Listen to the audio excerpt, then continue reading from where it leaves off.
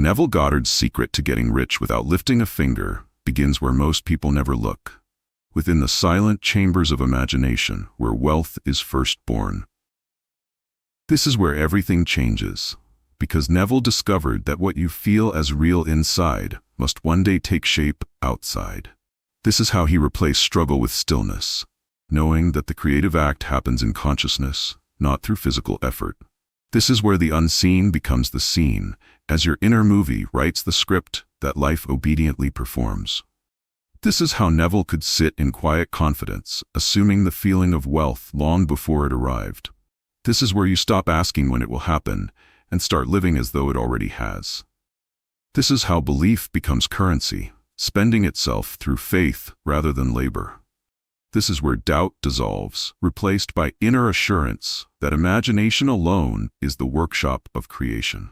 This is how the law of assumption turns thought into fact, because the world mirrors the state you occupy most persistently.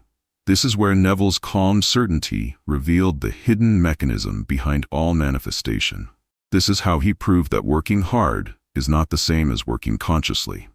This is where he taught that your inner dialogue is more powerful than your outer grind. This is how imagination, when felt as real, bends time, events, and people into alignment.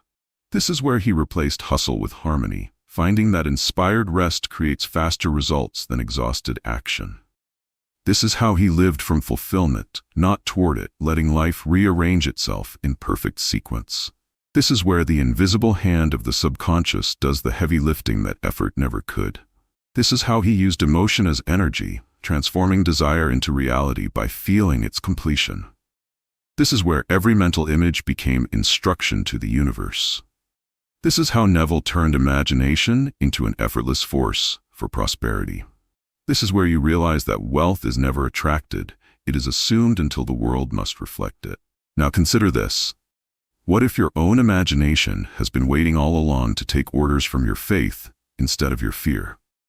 This is where Neville's method becomes alive, because he taught that wealth responds to identity, not effort.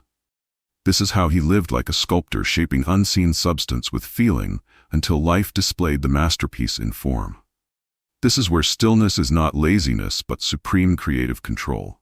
This is how assuming the end releases the tension of wanting, allowing the subconscious to deliver the bridge of events effortlessly. This is where the law of consciousness reveals its fairness. It gives you not what you wish for, but what you are. This is how Neville rested in the knowing that all creation is finished, and man's task is only to select